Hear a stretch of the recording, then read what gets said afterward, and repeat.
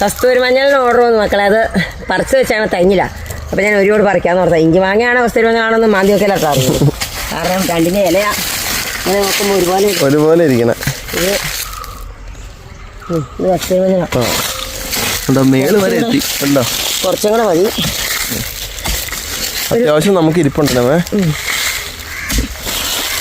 ആണ് വിളവ് കുറവാട്ടോ.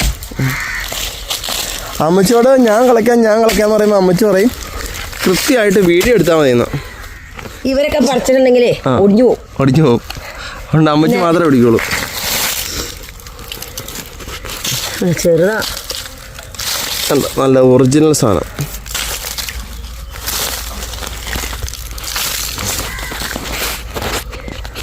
അരിയിലേക്കുണ്ടല്ലോ അമ്മ. മുറിയാതെ ഇരിക്കട്ടെ നിർത്തണ്ട. മുറി കൊടുക്കാൻ ശരി. മുറിഞ്ഞതൊന്നും നമ്മൾ കയറ്റി വിടില്ല കേട്ടോ. പാഴ്സൽ അയക്കണം. ഇതുപോലെ നല്ല ഫ്രഷ് സാധനം പാഴ്സൽ ആയിക്കോളൂ. ഉണങ്ങാം. രണ്ടു കൂടെ കൂടെ പറിക്കട്ടെ. ഒരു കോട്ട പറിച്ചു, കുറച്ചേ പറിച്ചു വെച്ചു. ഇത് ഒറിജിനലാണെന്ന് അറിയണേ എങ്ങനെ അറിയാമോ? ഇതിങ്ങനെ മുറിച്ച് കഴിയുമ്പം ഒടിച്ചു കഴിയുമ്പം ഇങ്ങനെ വെള്ള വന്നതാണെങ്കിൽ ഒറിജിനലാട്ടോ. കൂവയാണെങ്കിൽ ഉള്ളിൽ മഞ്ഞച്ചിരിക്കുവേ. നല്ല ചന്ദനത്തിൻ്റെ നിറവും കർപ്പൂരത്തിൻ്റെ മണമാണ് ഈ സാധനം അല്ലേ അമ്മേ? തീർന്നില്ല. ദേ ഈ സൈഡ് മൊത്തം മൊത്തം ഉണ്ട് കേട്ടോ. ഇത് മൊത്തം പറിക്കാനുള്ളതാ. ആവശ്യാനുസരണം പറിക്കണമെന്നേ ഉള്ളൂ. അത് ശരിയാണല്ലോ. നമുക്ക് നടാനും വേണമല്ലോ അല്ലേ?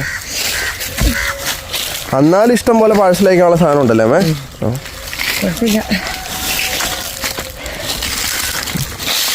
എന്നിട്ട് ഒടിഞ്ഞു പോയതല്ലേ? സാരമില്ല. നമ്പുരാനെ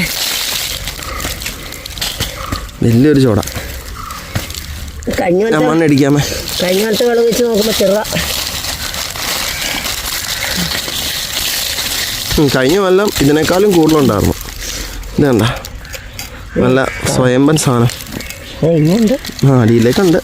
നമുക്ക് പൊടിപ്പിക്കാമേ. അത് പൊടി ഞങ്ങൾ വിൽക്കണ്ട കേട്ടോ. ഇല്ലമ്മേ? പൊടിയുണ്ട്. ഇനി ബാക്കി നമുക്ക് പറിക്കാം.